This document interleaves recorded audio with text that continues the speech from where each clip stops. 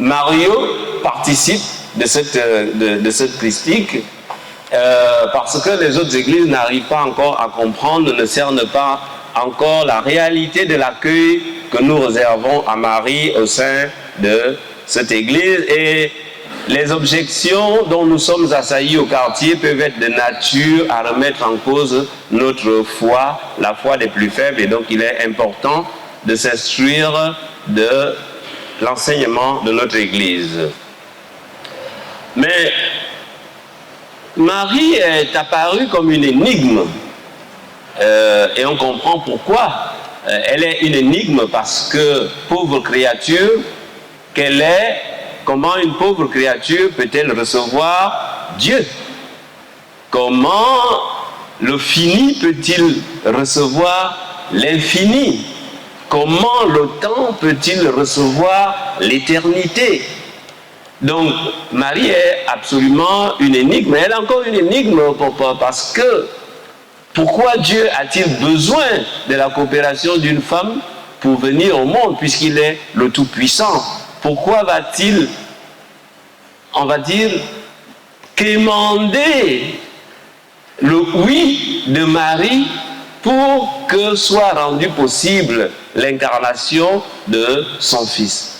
Donc, quand on regarde tout cela, on peut quand même se dire la question, se poser la question de savoir, y a-t-il quelque chose à découvrir derrière cette femme? Mais pour l'Église, au terme de sa réflexion, Marie nous projette sur la fin dernière de l'homme. Ça veut dire quoi? C'est-à-dire qu'aujourd'hui, en regardant Marie, et plus précisément son Assomption, nous dit ce que nous sommes appelés à devenir au terme de notre vie. Simplement que nous aurons à attendre la résurrection des morts lors de la parousie, quand le Christ va revenir. Mais ce que nous allons vivre a déjà été anticipé en Marie. J'ai envie de dire, c'est comme une preuve pour ceux qui, comme saint Thomas, ont besoin de voir pour croire. Et c'est pour cela que le thème de ce jour, nous l'avons intitulé « Voici le signe que le Seigneur te donne » pour montrer qu'il accomplira sa promesse. Et sa promesse, c'est de nous relever des morts et nous amener dans la vie glorieuse auprès de lui. Alors, avant d'aller plus loin, et on le verra d'ailleurs, il faut dire que chaque fois qu'on parle de Marie, en réalité, on parle de Jésus. Et qu'aucune discussion, aucun discours de Marie ne peut se faire sans qu'elle soit d'abord replacée dans la mission rédemptrice de Jésus, parce qu'elle est irrévocablement solidaire de cette mission rédemptrice à laquelle elle a été appelée, et j'ai même envie de dire à l'appel à laquelle elle a été ordonnée. C'est-à-dire que la personne de Marie, son immaculée conception, n'a de sens que parce que le Fils de Dieu devait venir. S'il n'y a pas tout ça, il n'y a pas de Marie, il n'y a pas d'immaculée conception, il n'y a pas d'Assomption, il n'y a rien. Donc, c'est un préalable. Quel que soit le discours que quelqu'un viendra vous faire,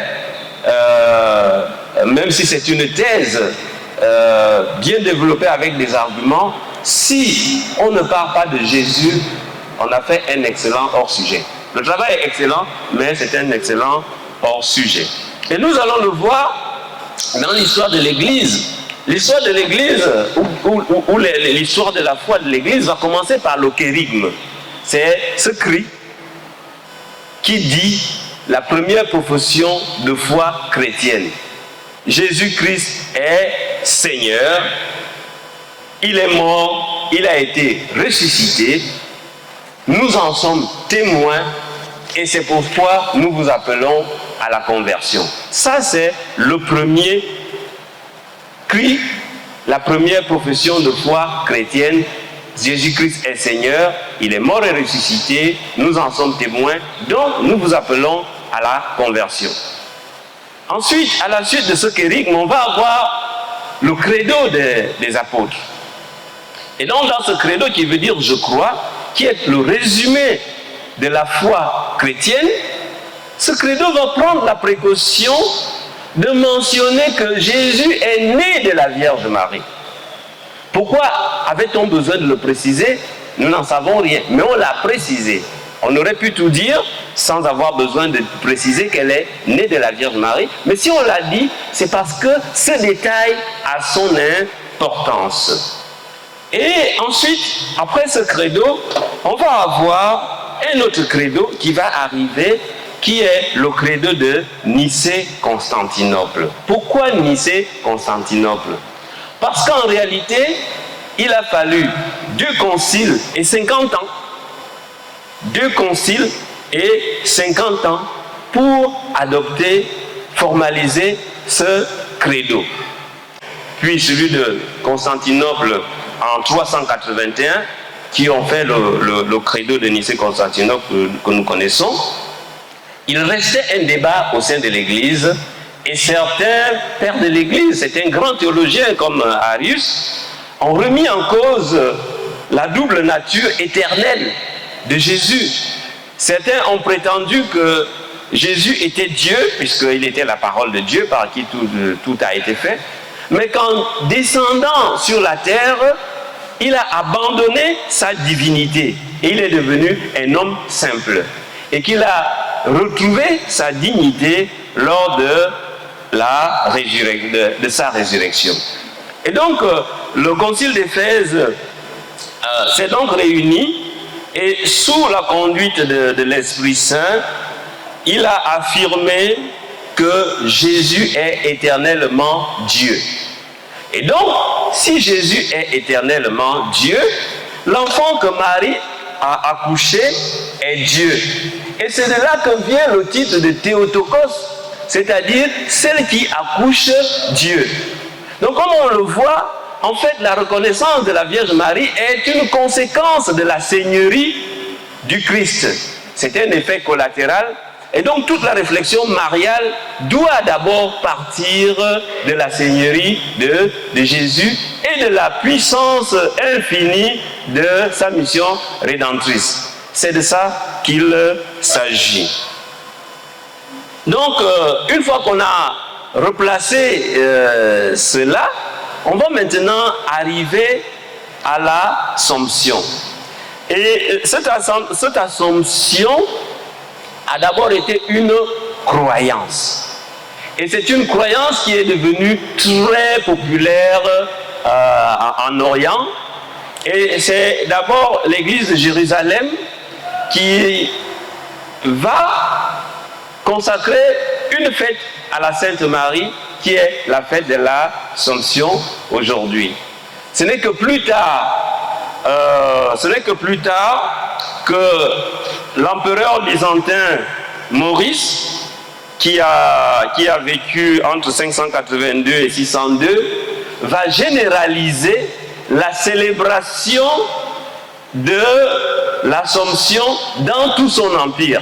Donc, c'est une réalité qui est partie d'abord de l'église locale, ensuite qui a mené, compte tenu de la ferveur des croyants, qui a amené l'empereur à prendre une décision pour dire que désormais l'Assomption va être fêtée dans mon empire, dans la totalité de l'empire. Et c'est comme ça que cette croyance au départ est devenue une fête qu'on a appelée la dormition, c'est-à-dire que Marie se serait endormie.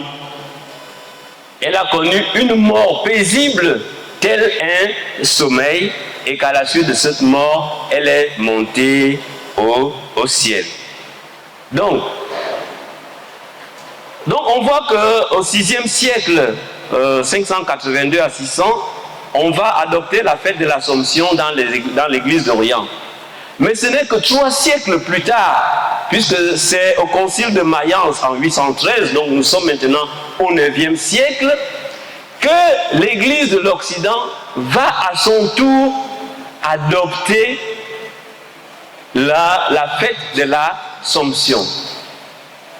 Un mot sur la date du 15 août. Comment la date du 15 août a-t-elle été choisie? Parce qu'elle a été choisie dans l'église d'Orient, qui avait placé son année liturgique sous le patronage de la Vierge Marie.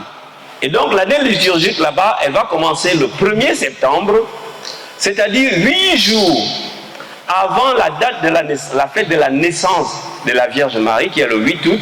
On commence une semaine avant avec des jeûnes pour se préparer à entrer dans la fête de la naissance de la Vierge Marie, qui est le 8 août. Et leur calendrier liturgique va se terminer le 15 jours après la montée au ciel de la Vierge Marie, c'est-à-dire 15 jours après le 15 août. Donc, un peu, voilà. Donc, voilà comment la date du 15 août est arrivée. Et lorsque l'Église d'Occident va donc adopter cette fête, elle va conserver la date du 15 août comme date de la célébration de l'Assomption, mais elle va apporter une petite nuance. Dans l'église d'Orient, on parle de dormition, nous l'avons dit tout à l'heure. Donc Marie est tombée dans un sommeil, et puis de ce sommeil, elle a connu une mort tranquille et elle est montée. Mais en Occident, on a parlé de la Somption. L'Assomption, c'est-à-dire que Marie a été assumée par le Christ et qu'elle n'est pas montée par elle-même, elle n'est pas montée par sa propre volonté. Son corps et son âme ont été emportés au ciel par la volonté du Christ qu'il a lui-même fait porter au ciel. Est-ce que vous comprenez la nuance entre la dormition et la Somption? Et donc, cette fête du 15 août, cette fête de l'Assomption, dans laquelle nous sommes entrés dans les célébrations, va donc fêter, célébrer la non-corruption du corps de Marie. La non-corruption du corps de Marie. Alors, on me posait, hier j'ai fait le même enseignement à Saint-Denis, on me posait la question, comment vous justifiez bibliquement, parce que ce n'est pas écrit dans la Bible, et c'est ce qu'on nous dit partout, ce n'est pas écrit dans la Bible. D'abord, tout n'est pas écrit dans la Bible, premièrement. Deuxièmement, Jésus lui-même parlait pour que ceux qui ont des oreilles entendent. Donc ça veut dire qu'il ne disait pas tout, il faisait appel à nous. Et troisièmement, l'Église a continué de méditer sous la présence de l'Esprit Saint. Et ceux qui peuvent douter de la présence de l'Esprit Saint, quand l'Église réfléchit dans les conciles et les synodes, je les renvoie à deux paroles qu'on retrouve dans la Bible. La première, vous la connaissez, c'est là où 2 ou 3 sont réunis en mon nom, je suis au milieu d'eux, ça c'est clair. La deuxième, on va la retrouver dans les Actes des Apôtres, dans ce qu'on appelle le concile de Jérusalem, le tout premier concile de l'Église. Un problème s'était posé et les apôtres s'étaient réunis pour régler ce problème. Et on voit que les apôtres vont dire, après s'être réunis en concile, quand ils viendront parler, ils vont dire « L'Esprit Saint et nous-mêmes avons décidé. » L'Esprit Saint et nous-mêmes avons décidé. Donc, si l'Esprit Saint et eux ont décidé, ça veut dire que l'Esprit Saint est présent lorsque l'Église est en concile. On le lit dans Actes 15, 28. Qu'est-ce qui s'était passé? Vous savez qu'il y avait des chrétiens, il y a des juifs qui se sont convertis au christianisme, les juifs venus du judaïsme, et il y avait toutes les autres nations qu'on appelait les nations païennes qui se sont converties au christianisme. Sauf que chez les juifs, la circoncision était une obligation. Et pour les autres, ce n'était pas une obligation. Et les chrétiens qui sont venus du judaïsme considéraient qu'ils ne pouvaient pas s'asseoir à la même table que les autres chrétiens non circoncis sans encourir le risque de prendre le péché. Et donc, il fallait que l'Église tranche ce problème. Et donc, l'Église s'est réunie en concile Et les apôtres nous disent, l'Esprit Saint et nous-mêmes avons décidé de ne pas faire peser sur vous d'autres obligations que celles qui s'imposent. Parce qu'en réalité, la question qui s'était posée ici, au-delà du problème de la circoncision, c'était ce qui était remis en cause, c'était la liberté acquise dans le Christ Jésus que Paul et Barnabé invoquaient pour ne pas imposer la circoncision aux chrétiens venus du paganisme. Tout ça pour dire que lorsqu'on dit que l'Église prend la décision et lorsqu'on dit qu'elle le prend sous la conduite de l'Esprit Saint, ce n'est pas une vue de l'Esprit. Nous avons des fondements bibliques qui montrent que l'Esprit Saint est présent dans les conciles. Et donc, maintenant, en ce qui concerne la non-corruption du corps, puisque c'est de cela que j'étais, rappelons-nous, c'est quoi la corruption du corps? Le corps, il va pourrir, il va devenir poussière, il va retourner à la terre. Et on voit que dans le jardin d'Éden, Dieu dit au premier couple humain que puisque tu as péché, eh bien, tu vas retourner à la terre d'où je t'ai tiré, car tu n'es que poussière et tu retourneras à la poussière. Autrement dit, le retour à la terre qui se fait par la corruption du corps, sa détérioration, sa putréfaction, et donc la conséquence du péché. Et c'est ce que cette parole de Genèse nous enseigne. Or, nous savons que Marie n'a pas connu de péché. Elle n'a pas connu de péché parce que dès le premier instant de sa conception, elle a été immunisée contre le péché, immunisée contre les conséquences du péché. Cette immunisation, c'est ce qu'on appelle l'immaculée conception. Alors, si ça heurte certaines personnes qui vont dire que vous aussi, je leur dis simplement qu'aujourd'hui, quand une mère est porteuse du VIH et qu'elle est enceinte, il y a des traitements médicaux qui sont faits pour faire en sorte que le fils, l'enfant qu'il porte, ne prenne pas ce VIH et naisse sain et viable. Donc si nous, êtres humains, pauvres êtres humains, nous sommes capables de cela, en quoi Dieu, qui peut tout, qui est tout puissant, est-il incapable de préserver Marie de la corruption de la chair, de la préserver de la corruption du péché, de la préserver du péché originel? Et c'est ce qu'on appelle l'immaculée conception. Et c'est pour ça que l'ange l'appelle pleine de grâce. Elle n'est pas venue lui dire voici bonjour Marie. Tout le monde savait qu'elle s'appelle Marie. Elle l'appelait pleine de grâce. C'est son nom.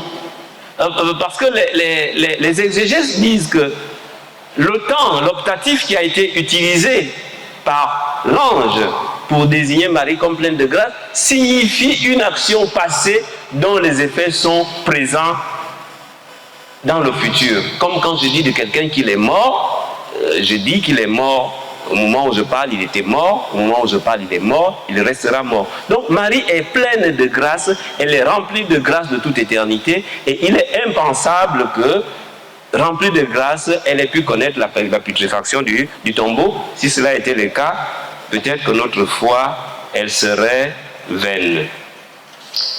Donc, on a un peu éclairé. On va maintenant venir au dogme, puisqu'on a vu que c'était d'abord une croyance.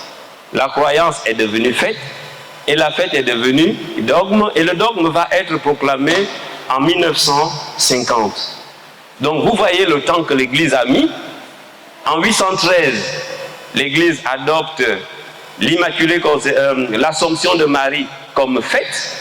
Et ce n'est qu'en 1950 qu'on va proclamer le dogme. Ça veut dire qu'entre 813 et 1950, on a continué à méditer sur la question, on a continué à demander à l'Esprit Saint de nous éclairer. Et donc, quand l'Église prend une position aussi importante, c'est qu'elle a regardé la chose sous toutes les facettes elle s'est assurée sous l'aide de l'Esprit Saint qu'elle ne dit pas de mensonge, parce que dans un dogme, il n'y a aucun mensonge.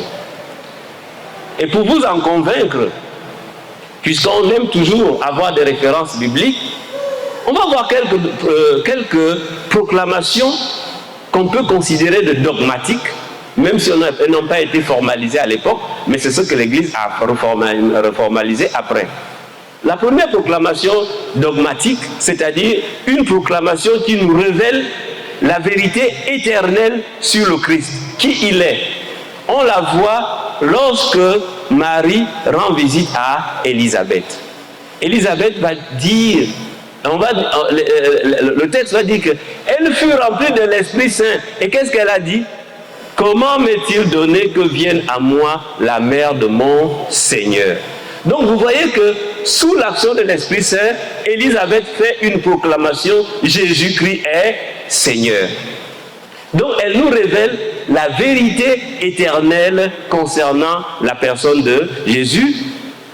Et on voit que ce n'était pas évident, puisque même Jean, de sa prison, il avait envoyé les gens demander à Jésus, es-tu celui qui doit venir ou est-ce qu'on doit en attendre quelqu'un d'autre? Ce n'était pas évident. Donc Élisabeth le dit. Et à la suite d'Élisabeth, lorsque Jésus leur pose la question, pose la question à ses apôtres en disant, mais tout le monde parle de moi, comme nous, hein, tout le monde fait le Congo-ça sur moi au quartier.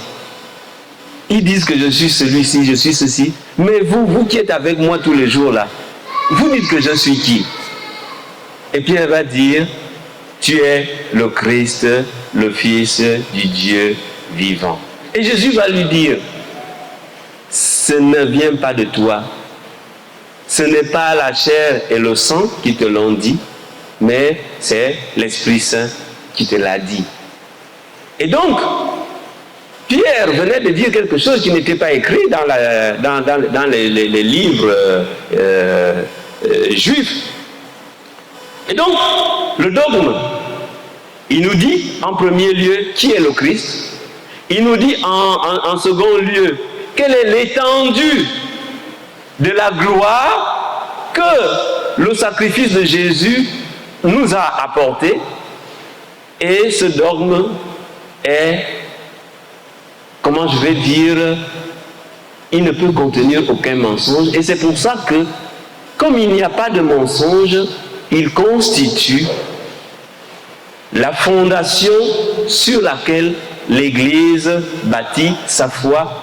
Elle constitue le roc sur lequel repose la foi de l'Église. Les dogmes disent ce que nous croyons, et les dogmes, et ce que nous croyons, c'est que Jésus-Christ est Seigneur, il est mort et ressuscité, et il va nous entraîner avec lui dans la gloire de Dieu. Une fois qu'on a fait ce petit éclairage sur le dogme, on peut donc venir au dogme de l'Assomption. Donc nous avons dit qu'il est finalement proclamé en 1950 par Pie XII. Et qu'est-ce que le pape Pie XII nous dit? Nous proclamons, déclarons et définissons que c'est un dogme divinement révélé que Marie, l'Immaculée Mère de Dieu, toujours vierge, à la fin du cours de sa vie terrestre, a été élevée en âme et en corps à la gloire céleste. Le pape prend vraiment beaucoup de précautions.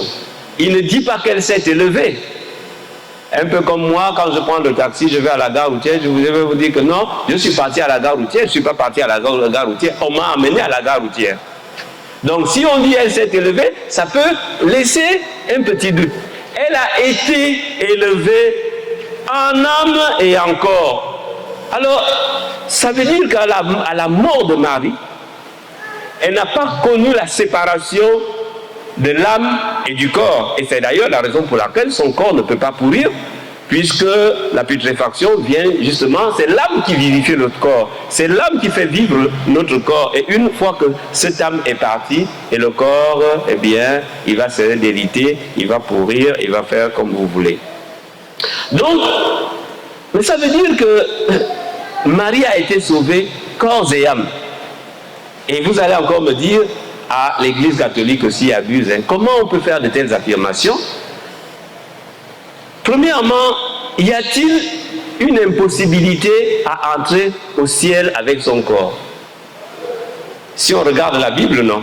Puisqu'on a le cas d'Enoch et Élie, qui ont été enlevés avec leur corps. Donc, bibliquement, il n'y a pas d'incompatibilité.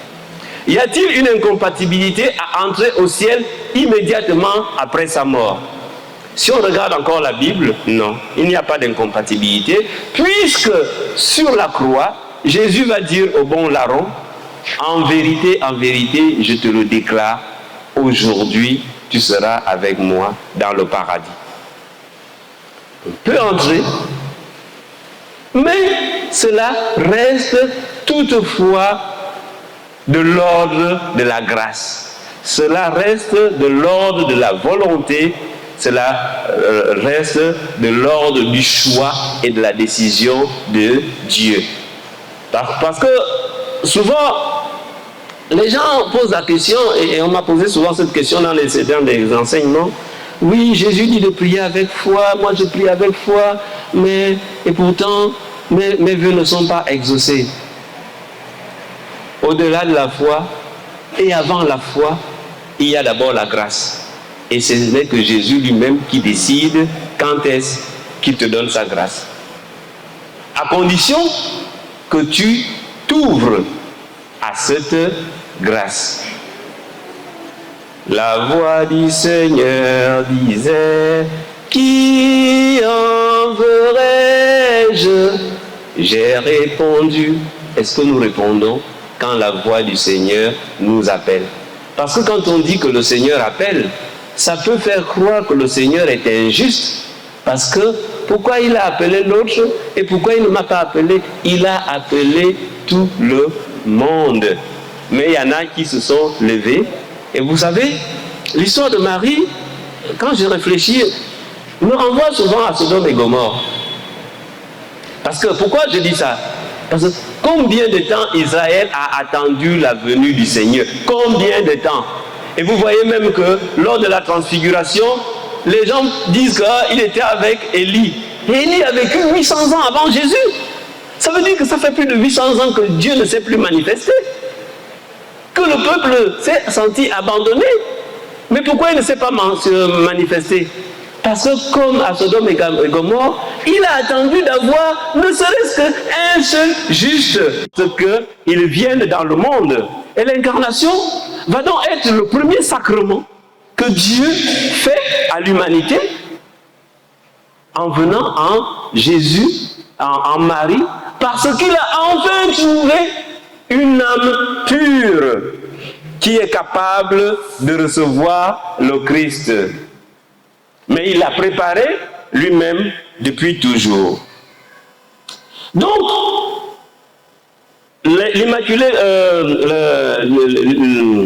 l'Assomption nous dit l'incorruption du corps de la Vierge Marie, et ça nous dit également que c'est Jésus lui-même qui a voulu qu'elle soit élevée.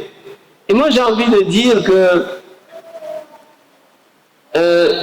Marie, par le fait de l'Assomption, va naître du corps glorifié de Jésus, parce que c'est de cela qu'il s'agit. Elle va recevoir de Jésus son corps glorifié, et un corps glorifié, il transcende le temps et l'espace, et c'est pour cela qu'elle peut apparaître aujourd'hui comme Jésus pouvait apparaître n'importe où, même si toutes les apparitions n'ont pas été validées par les églises, mais celles que l'église a reconnues, parce qu'elle a revêtu un corps glorifié, elle a reçu ce corps glorifié de son Fils, comme Ève a reçu son corps d'Adam quand on a pris la côte d'Adam. Il y a toujours un parallélisme qu'il faut faire entre les événements. Et le pape, je ne sais pas s'il a fait exprès, mais quand on regarde quand même, c'est que l'Assomption est fêtée le 15 août, mais le pape a pris soin de proclamer l'Assomption le 1er novembre. Et qu'est-ce qu'on fête le 1er novembre? C'est la fête de la Toussaint, n'est-ce pas? Comme pour replacer Marie dans la communauté des saints, pour éviter les hérésies et les erreurs que nous tous nous faisons ici, lorsque nous voulons traiter de Marie comme si elle évoluait en marge de Jésus. Marie n'a pas d'existence en dehors de Jésus. Elle n'a aucune existence en dehors de Jésus. C'est parce que Jésus est Seigneur, c'est parce que Jésus sauve que Marie est celle qu'elle est aujourd'hui. Donc, qu'est-ce que nous pouvons retenir pour nous aujourd'hui? Marie est le signe que le Seigneur te donne pour montrer qu'il accomplira sa promesse. C'est dans Isaïe 37,7. Marie donne sens à notre espérance parce que nous connaissons d'avance ce qui nous attend, ce qui attend ceux qui auront été fidèles à l'enseignement de Jésus, donc qui auront vécu une vie d'amour, amour et fidélité envers Dieu, fidélité envers l'Église, fidélité envers l'amour de Dieu que nous devons exercer sur notre prochain, dans notre environnement. Et Marie nous est également offert comme modèle par l'Église. C'est-à-dire que quand j'ai vu ce que j'ai vu, et que j'ai compris que c'est parce qu'elle a mené une vie de sainteté qu'elle a reçu cela, parce que ce qu'elle a reçu, ce n'est pas un mérite, c'est de la grâce, c'est une grâce toute particulière. Eh bien, si je veux arriver là-bas, je peux peut-être aussi essayer de calquer ma foi. Et c'est pour ça que nous l'appelons souvent au secours dans nos prières. Nous ne prions pas la Vierge Marie, nous demandons à la Vierge de Marie de prier pour nous. Nous demandons à la Vierge de Marie de donner un écho à notre prière. Hier, on m'a demandé, on m'a posé la question, les éveillés nous disent que pourquoi vous priez Marie et pourquoi vous demandez à Marie de prier pour vous. J'ai dit, il faut d'abord leur dire que lequel d'entre eux n'a jamais demandé à son pasteur de prier pour lui? En quoi le pasteur est-il plus légitime à prier pour quelqu'un que la Vierge Marie, que le Christ lui-même consacre, ou alors on va dire qu'il ratifie sa place de médiatrice lorsque à Cana il va accomplir le premier miracle. Et c'est là d'où vient le rôle d'intercession de la Vierge Marie, parce que jusqu'à présent Jésus n'a fait aucun miracle, aucun. Et puis Marie vient lui dire, ils n'ont plus de vin. Et la réponse est surprenante, femme, que me veux-tu, mon heure n'est pas encore arrivée. Mais il savait que Marie, de toute façon, elle a déjà demandé, je dois faire, et Marie savait que j'ai déjà demandé, il va faire. Et donc elle va dire au serviteur, ce qu'il vous dira, faites-le. Elle n'a pas dit, c'est moi, je vais vous faire ceci. Elle a dit, ce qu'il vous dira, faites-le. Pourquoi nous, filles et filles de Marie, enfants du rosaire, compagnons de ceci, nous voulons prendre Marie comme si c'était un talisman et comme si... Non, Marie, elle est dans la communion des saints. Elle donne un écho à notre prière et nous confions à elle parce que nous savons que le Christ est prisonnier de son amour et particulièrement de son amour pour sa mère qui rejaillit sur nous puisque nous sommes enfants de Marie. Le Christ lui-même nous la laisse au pied de la croix à travers la personne de Jean en disant « Voici ton fils, voici ta mère ». Et si quelqu'un vous pose la question, le Christ est l'unique médiateur, pourquoi vous avez besoin de passer par Marie pour l'atteindre? D'abord, c'est une option, ce n'est pas une obligation. La deuxième chose, le psaume 23 nous dit « Porte, levez vos frontons, qu'il entre le roi de gloire. Mais qui est ce roi de gloire? C'est le Seigneur, le Dieu de l'univers. C'est lui le roi de gloire. Et qu'est-ce qu'on observe? C'est qu'à sa résurrection, Jésus-Christ est devenu le roi de gloire. Autrement dit, la porte éternelle par laquelle le roi de gloire est passé pour arriver à nous, c'est qui? C'est Marie. Et donc, on peut légitimement comprendre que celui qui veut toucher le Christ peut passer par la porte par laquelle Jésus lui-même est passé pour venir à nous. Donc pour aller à Jésus, nous avons la certitude qu'en empruntant le même chemin que lui-même a pris, eh bien, nous sommes sûrs de le trouver. Et c'est en cela que un grand théologien pense que Marie est le moule que Jésus a laissé pour créer des hommes à son image, à l'image de Jésus. Et pour finir donc, Marie est donc un signe qui nous dit la puissance de la grâce, un signe qui nous dit la puissance de vie dont est porteur le plan de la mission rédemptrice de Jésus. Elle est un signe de notre destinée en Jésus. Et donc nous pouvons dire avec assurance, Maranatha, viens Seigneur Jésus, viens nous prendre à la fin de notre existence, comme tu es venu prendre Marie, corps et âme, parce que le Christ va nous sauver, corps et âme. Et si Marie est montée au ciel avec son corps, c'est aussi un message pour nous, pour dire que notre corps a de la noblesse, notre corps a de la valeur pour Dieu, et que Dieu se glorifie à travers notre corps. Et donc c'est un appel qui nous est aussi lancé pour faire attention à l'usage que nous faisons de notre corps. Est-ce que nous en faisons le temple de l'Esprit Saint? Donc voilà ce que je peux vous dire aujourd'hui. Et j'aime toujours, à la fin de l'exposé, toujours dire que à l'Annonciation, Marie est allée rendre visite à Élisabeth. Quelque chose a bougé en elle. Au Cénacle, alors qu'ils étaient en prière, en compagnie de Marie, les disciples ont reçu l'Esprit Saint. Donc ça veut dire que quelque chose a bougé en eux.